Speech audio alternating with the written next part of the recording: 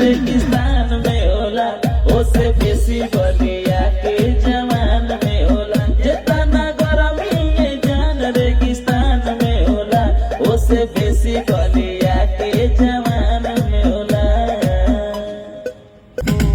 हमारा जिला में नहीं चले रंगदारी के कम जाल बाजे करे परियारी हमके मत। हमारा जिला में नहीं चले रंगदारी के कम जाल बाजे करे परियारी। हेलो, कैसे हो? हम ठीक है, आप कैसे हैं? बहुत बढ़िया। और तुम्हें आज देखकर मुझे बहुत खुशी हो रही है, क्योंकि तुम इतनी ज्यादा वायरल हो सोशल मीडिया पे, क्या बताऊं। कुछ कहो। चलिए, बहुत बहुत कहना कि थैंक यू सो मच, बहुत बहुत धन्यवाद। ऐसे प्यार मिलता रहे, ठीक है, ये कह देना। ठीक है, कहाँ से लेते हैं? टेक करें, फिर टेक करें। बहुत सुंदर लगा कि तुम मेरे स्टूडियो में आई हुई हो, इसके लिए तुमको दिल से शुभकामनाएं।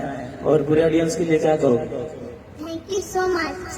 बहुत बहुत धन्यवाद, बहुत बहुत प्यार आशीर्वाद है इस स्टूडियो के माध्यम से और इस हमारे तरफ से भी। लेकिन मैं तुम्हारा कितना सारा वीडियो देखा हूँ, बहुत ही सुपर लगता है, और उसमें कई गाने भी गाई हो। तो मैं चाहता हूँ कि मेरा एक गाना है, उसको क्या गाओगे तुम?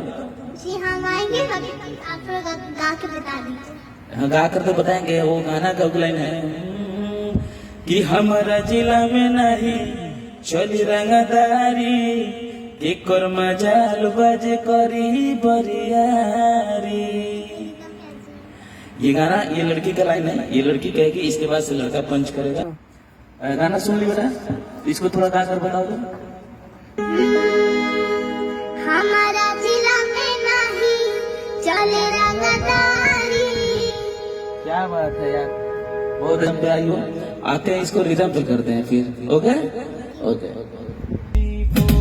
हमारा जिला में नहीं चले रंगदारी के कम जाल बाजे करी परियारी हमके मत। हमारा जिला में नहीं चले रंगदारी के कम जाल बाजे करी परियारी। सुना कि जवन नजरी मिलावे ओकर जगह तो खाली शमशान में होला। जितना गरमी ये जान रेगिस्तान में होला, ओसे बेसी बलिया के जवान में होला। जितना गरमी ये जान रेगिस्तान में होला, ओसे बेसी